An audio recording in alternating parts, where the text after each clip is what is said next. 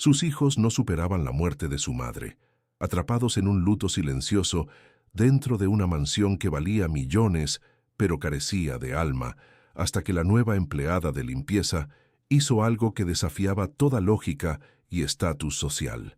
Lo que comenzó como un simple plato de sopa de tortilla, en una tarde lluviosa, se convirtió en la llave para desenterrar un secreto guardado bajo llave y cumplir una promesa de amor que trascendía la propia muerte.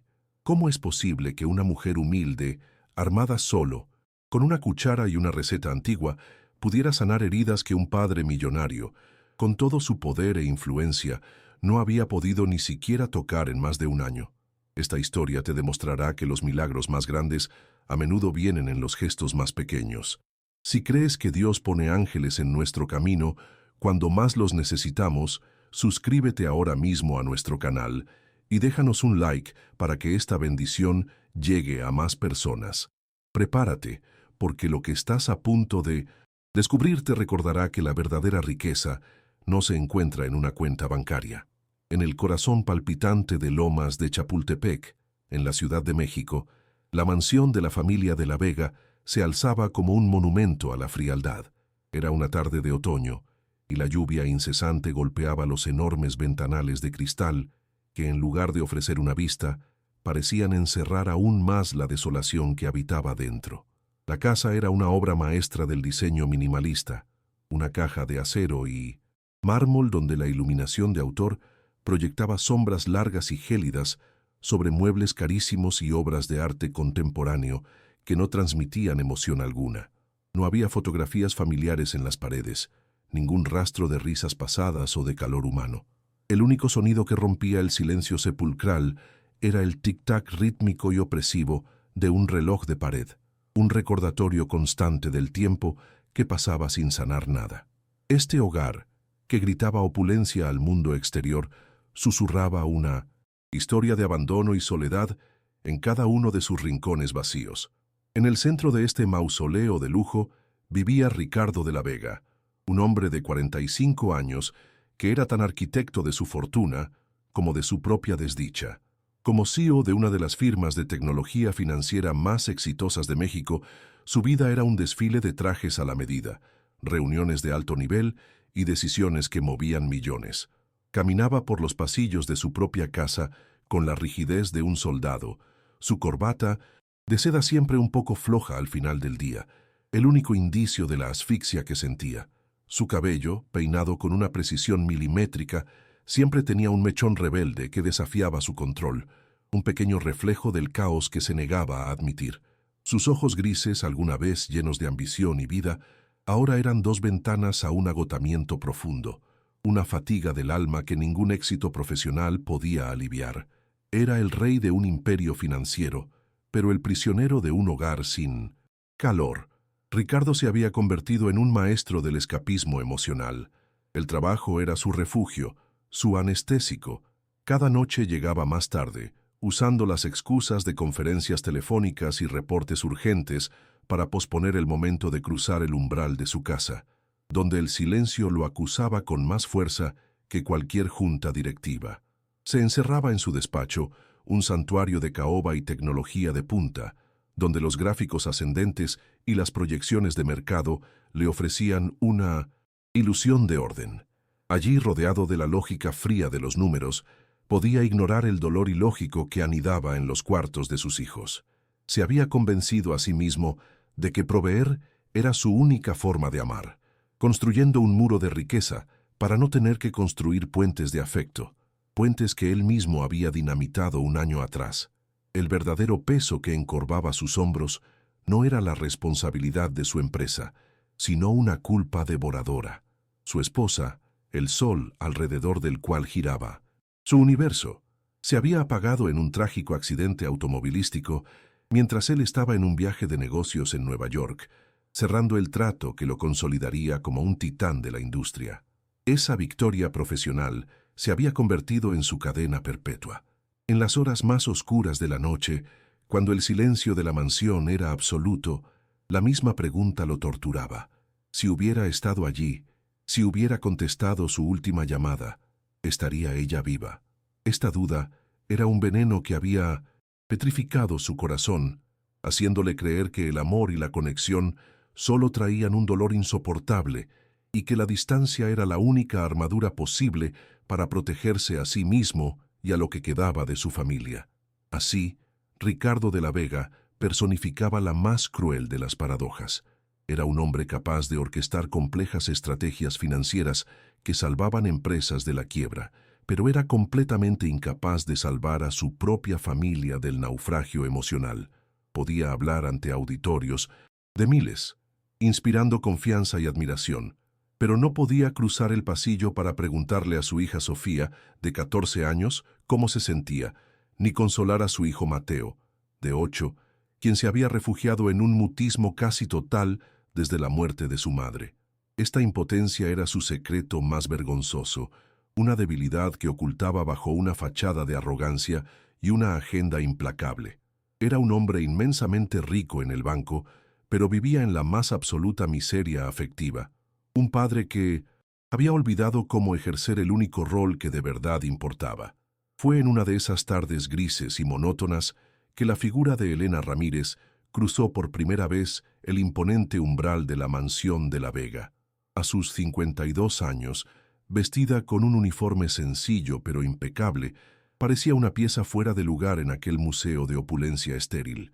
Sus manos, marcadas por una vida de trabajo y pérdida, se movían con una delicadeza que contradecía su aparente fragilidad, pero eran sus ojos, de un profundo color miel, los que guardaban su verdadera historia. En ellos habitaba una bondad melancólica, una sabiduría forjada en el dolor que le permitía ver más allá de las superficies pulidas y el mármol frío. Mientras caminaba por los pasillos silenciosos, no veía una casa de millones, sino una jaula de oro donde las almas de sus habitantes estaban tan desatendidas como las flores de plástico que adornaban una mesa de centro. Elena no había llegado allí solo para limpiar el polvo, sino para sentir el peso de la tristeza que se acumulaba en cada rincón. Dentro de esa jaula vivían los dos prisioneros más jóvenes. Sofía, de 14 años, se había construido una fortaleza en su habitación, un santuario de rebeldía donde la música a todo volumen era el único lenguaje con el que se sentía cómoda. Su sarcasmo era un escudo, y su ira, una armadura para proteger un corazón roto que no sabía cómo sanar. Cada portazo era un grito de ayuda que nadie escuchaba. A pocos metros, en la inmensidad del salón principal, su hermano Mateo, de apenas 8 años, se había refugiado en un mundo sin palabras. Aferrado a un viejo oso de peluche que aún conservaba el aroma de su madre, pasaba las horas mirando a través de los ventanales, sus ojos grandes y perdidos en un horizonte que solo él podía ver. El silencio de Mateo era más ensordecedor que cualquier grito, una ausencia que pesaba sobre la casa como una niebla densa y perpetua, un recordatorio constante de la alegría que se había extinguido. Los primeros días, Elena se movió por la casa con la discreción de una sombra. Su trabajo consistía en mantener una perfección que ya existía, puliendo superficies que no tenían huellas y ordenando cojines que nadie desordenaba. Observaba desde la distancia, respetando los muros invisibles que cada miembro de la familia había levantado.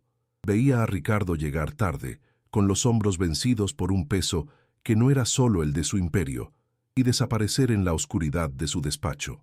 Veía a Sofía pasar a su lado como un torbellino de furia contenida, sin siquiera dirigirle una mirada.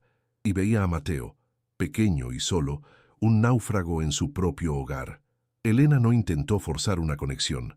En su lugar, comenzó a tejer una red de cuidados silenciosos, gestos tan sutiles que eran casi imperceptibles, pero que estaban cargados de una intención sanadora. Su primer acto de amor fue casi un susurro. Una mañana, notó que el oso de peluche de Mateo tenía una pequeña costura descosida en una oreja.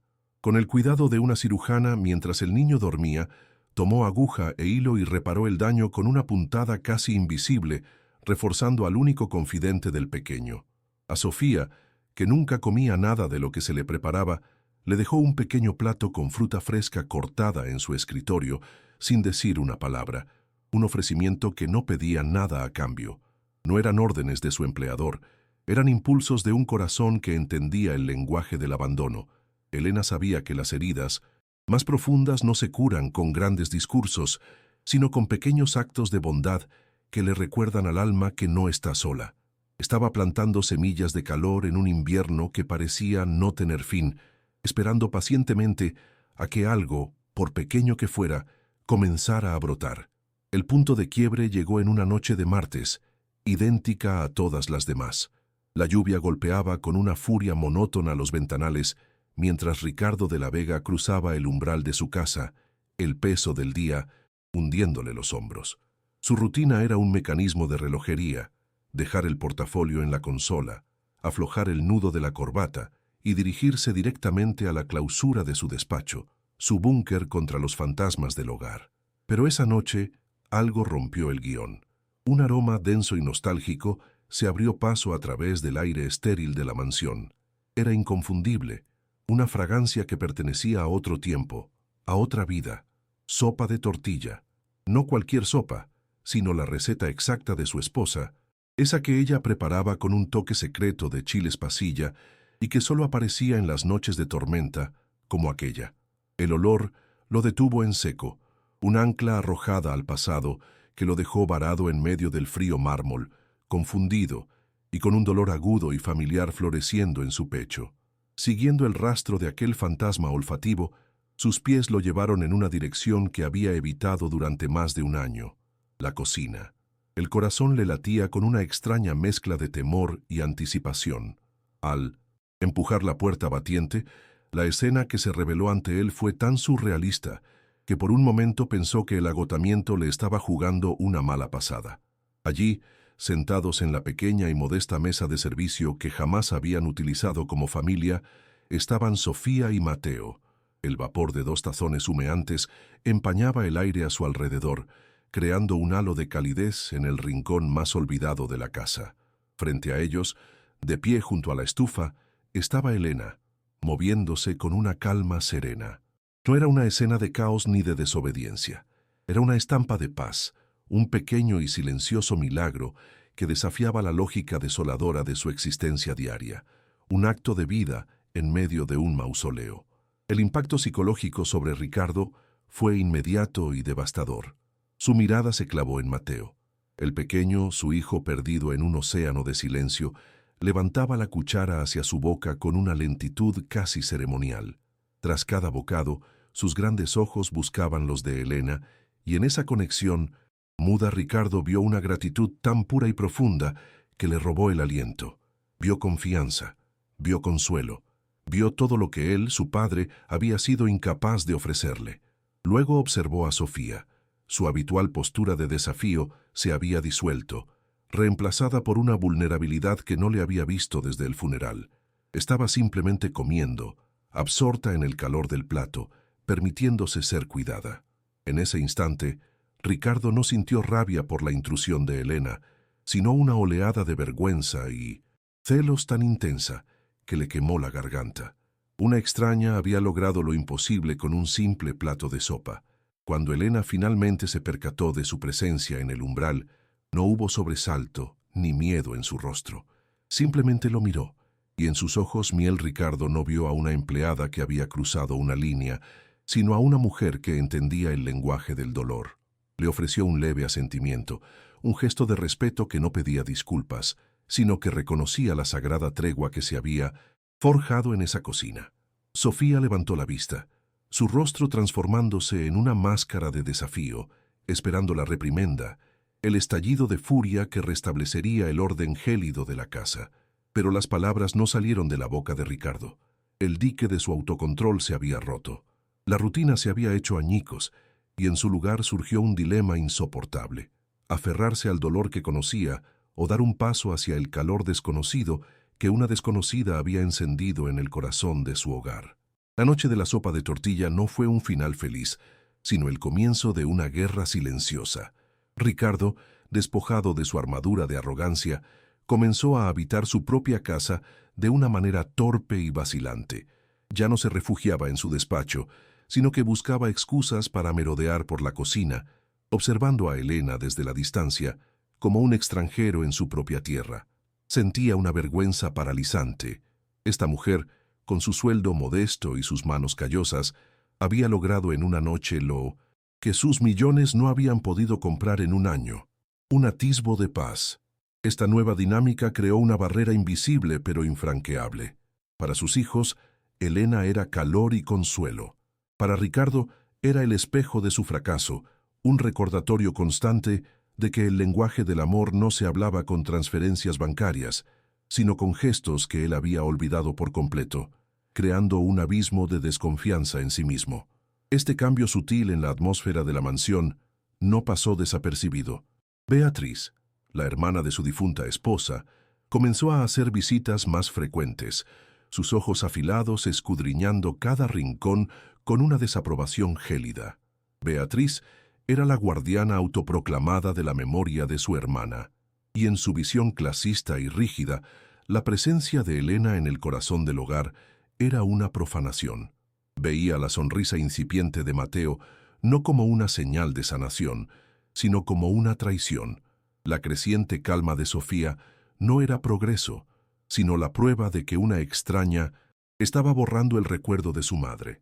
La desconfianza de Beatriz era un veneno que comenzó a esparcirse, plantando dudas en la mente de Ricardo. ¿Estaba permitiendo que una empleada se aprovechara de la vulnerabilidad de sus hijos?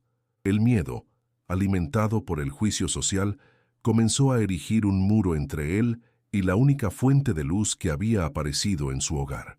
El conflicto estalló en una tarde de domingo.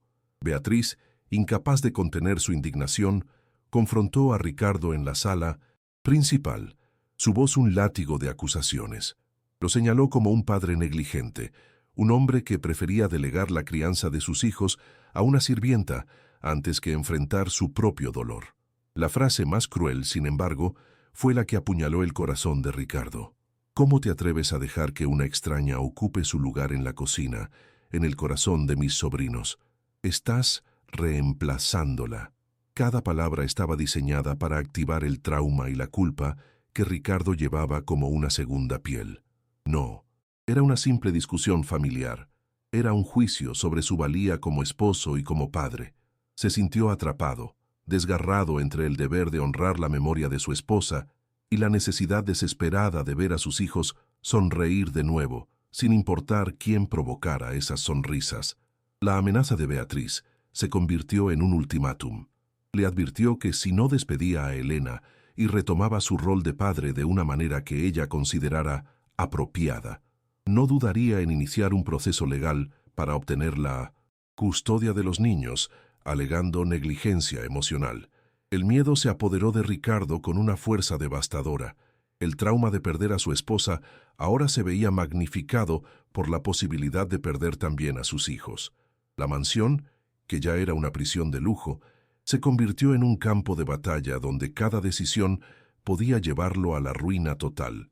Los obstáculos ya no eran solo emocionales, eran legales y sociales. Estaba acorralado, obligado a elegir entre el camino de sanación que Elena representaba y el camino de la convención social que Beatriz imponía, un dilema que lo obligaría a confrontar los fantasmas que había mantenido encerrados por tanto tiempo. El ultimátum de Beatriz, en lugar de empujarlo al abismo, actuó como un electrochoque que lo despertó de su letargo de un año. Esa noche, Ricardo no se refugió en su despacho. Se quedó en la sala principal, en la oscuridad, escuchando el eco de las acusaciones y la amenaza de perder a sus hijos. Por primera vez, no vio la situación a través del filtro de su propia culpa, sino con una claridad dolorosa.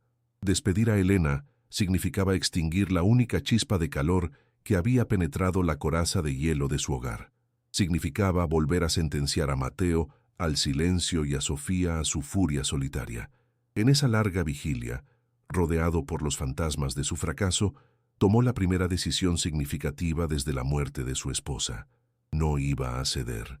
No iba a sacrificar la incipiente sanación de sus hijos para apaciguar el prejuicio de Beatriz.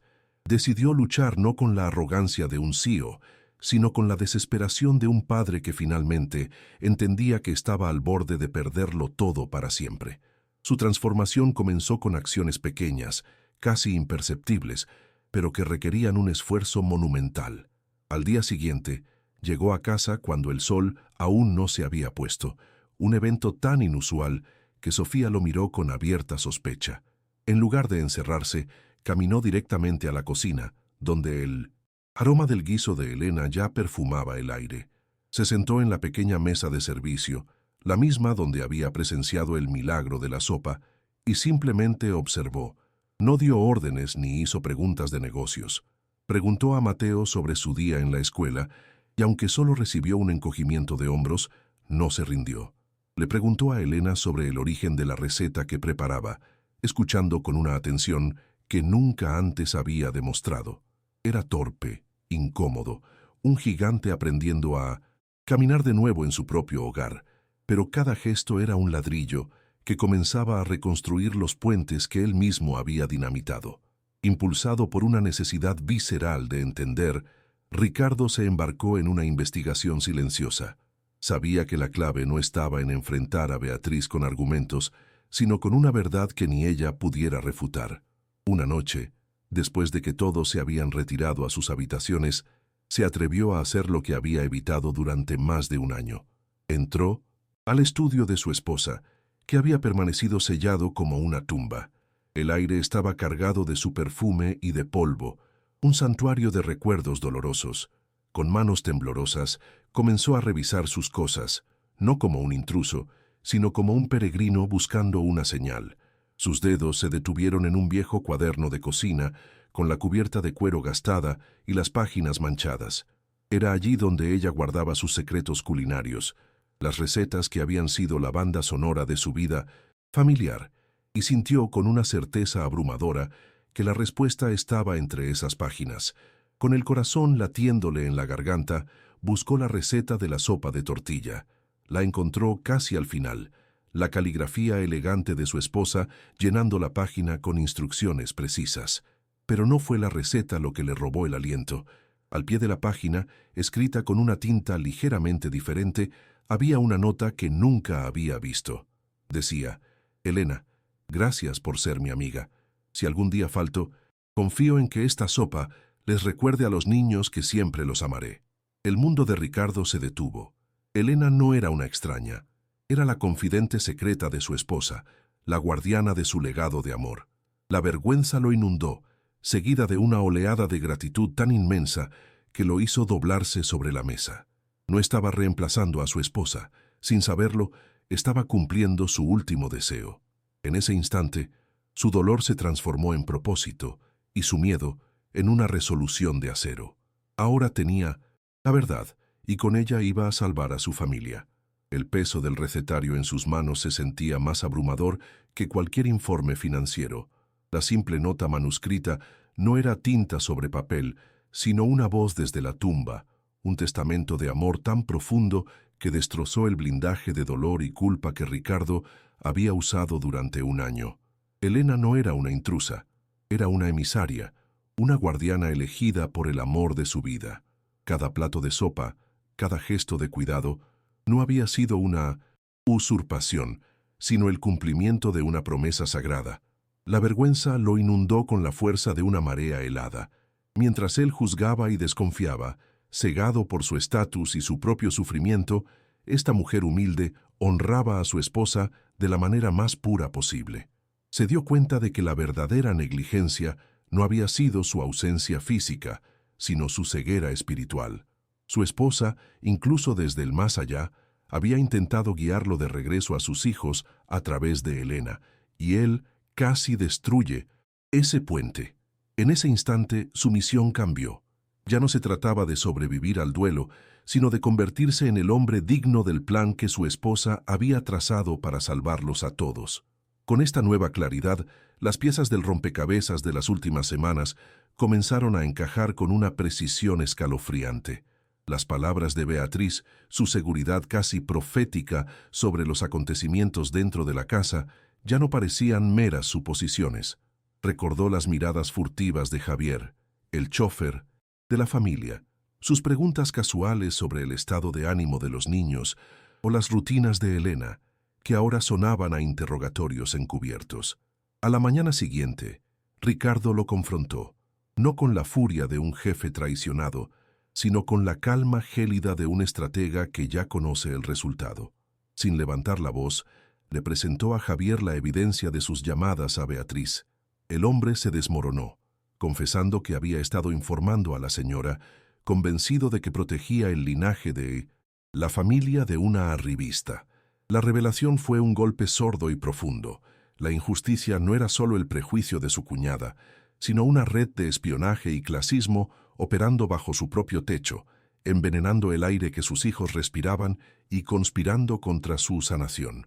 La nota en el recetario había abierto una puerta, pero Ricardo ahora sentía la necesidad imperiosa de explorar todo el pasillo. Si su esposa y Elena compartían un secreto tan vital, ¿qué más había ocultado su matrimonio? No por deslealtad, sino por una sabiduría que él no había sabido ver. Impulsado por esta urgencia, volvió al estudio de su esposa, buscando algo más.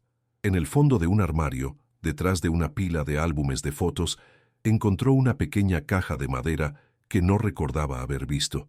Dentro, un fajo de cartas atadas con una cinta de seda. Eran de Elena para su esposa y viceversa. Con manos temblorosas, comenzó a leer, y ante sus ojos se desplegó la historia de una amistad improbable y profunda, forjada en visitas secretas a la cocina, en confesiones susurradas mientras los niños dormían. Descubrió que Elena también era viuda y que su esposa había sido su confidente, su apoyo silencioso, ayudándola a superar su propio duelo con una generosidad que iba mucho más allá de cualquier relación patrona-empleada. Eran almas gemelas unidas por la pérdida y la esperanza. Mientras avanzaba en la correspondencia, una de las últimas cartas de su esposa lo dejó sin aliento. En ella, le confesaba a Elena una profunda preocupación, no por un accidente, sino por una condición cardíaca que había mantenido en secreto para no alarmarlo, una vulnerabilidad que la hacía consciente de su propia mortalidad. Fue entonces que descubrió la verdadera dimensión del plan de su esposa. No era solo una sopa, no era solo una amistad, era un pacto. Adjunto a la carta había una copia de un documento legal, un fideicomiso secreto y una directiva de tutela. En caso de su fallecimiento y la incapacidad de Ricardo para cuidar de los niños, una incapacidad emocional que ella pareció prever con dolorosa lucidez, nombraba a Elena Ramírez como tutora legal secundaria, por encima de su propia hermana Beatriz. Confiaba más en el corazón de oro de Elena que en la sangre de su familia. El giro fue devastador y a la vez milagroso. Elena no era una opción, era la elegida. La revelación no solo profundizó el lazo con ella, sino que lo reconectó con su esposa de una forma que trascendía la muerte misma. La reunión fue convocada en la sala principal, el espacio más gélido e impersonal de la mansión, un escenario perfecto para la ejecución que Beatriz había planeado. Los abogados, dos figuras sombrías con portafolios de cuero, se sentaron a su lado, sus rostros impasibles añadiendo una capa de formalidad letal a la atmósfera. Beatriz, vestida con una elegancia afilada, expuso su caso con la precisión de un fiscal, cada palabra un dardo envenenado. Acusó a Ricardo de una negligencia emocional, calculada, de abandonar a sus hijos en manos de una extraña, con intenciones dudosas, pintando a Elena como una usurpadora que se había aprovechado de la vulnerabilidad de dos niños para asegurar su posición. Sofía y Mateo, sentados en un sofá desproporcionadamente grande, parecían dos náufragos en un mar de mármol, encogidos bajo el peso de las acusaciones. Ricardo, sin embargo, permaneció en un silencio desconcertante, sin interrumpir, sin defenderse, dejando que la tormenta de palabras de su cuñada se agotara contra la roca de su nueva y extraña calma, una quietud que acumulaba una tensión insoportable en la habitación. Cuando Beatriz finalmente concluyó su diatriba, esperando una explosión o una rendición, Ricardo se levantó lentamente. No miró a los abogados ni a ella. Caminó hacia su portafolio y, en lugar de sacar un fajo de documentos legales, extrajo el viejo recetario de su esposa, con la cubierta de cuero desgastada y las esquinas suavizadas por el tiempo. Lo sostuvo con una reverencia que silenció la sala. La confusión se dibujó en el rostro de Beatriz, una mueca de desprecio ante lo que parecía un gesto patético y sentimental. Ricardo abrió el libro en la página marcada, y con una voz que al principio tembló, pero que fue ganando una fuerza resonante, leyó la nota de su esposa. Las palabras, una simple declaración de amistad y un último deseo de amor maternal, flotaron en el aire estéril, una verdad tan pura y poderosa que desinfectó la toxicidad del ambiente. El espíritu de su esposa llenó la habitación, y su amor, canalizado a través de esa caligrafía familiar, se convirtió en el único juez y jurado presente. Con el libro aún en sus manos, como si fuera un escudo sagrado, Ricardo finalmente levantó la vista y miró a Beatriz, sus ojos grises ya no vacíos, sino ardiendo con la luz de una verdad innegable. Su voz, ahora clara y firme, cortó el silencio. No estaba reemplazándola, estaba, por primera vez, cumpliendo su último deseo. Pero su confrontación no era con ella. En un gesto que demolió el último vestigio del sío arrogante, se giró y se arrodilló en el frío suelo de mármol frente a sus hijos. Las lágrimas que había reprimido durante un año brotaron sin control, trazando surcos en su rostro. «Perdónenme», susurró, su voz rota por la emoción. «Perdónenme por haberme perdido, por haber construido muros en lugar de puentes. Su mamá me dejó el mapa para volver a ustedes y yo no supe leerlo». La confesión fue absoluta, una rendición total de Tiner. Su orgullo, el acto de un hombre que finalmente entendía que la verdadera fortaleza residía en la vulnerabilidad. La armadura de ira de Sofía se hizo añicos y las lágrimas silenciosas corrieron por sus mejillas. Pero el verdadero milagro ocurrió en el silencio que siguió. Mateo, que había observado a su padre con los ojos muy abiertos, como si lo viera por primera vez, soltó el oso de peluche que había sido su ancla en el mar del dolor. El peluche cayó al suelo con un ruido sordo, un símbolo de su liberación. Entonces el pequeño corrió, sus pies resonando en el mármol, y se arrojó a los brazos de su padre arrodillado, y el silencio de un año se rompió con una sola palabra, un grito que contenía todo el dolor, el anhelo y el perdón del mundo. «Papá». Sofía se unió al abrazo, y los tres se aferraron el uno al otro, un nudo de llanto y redención en medio de la fría sala. Los abogados y Beatriz se convirtieron en sombras, testigos irrelevantes de una resurrección familiar que ninguna ley podía dictar ni ningún prejuicio podía impedir.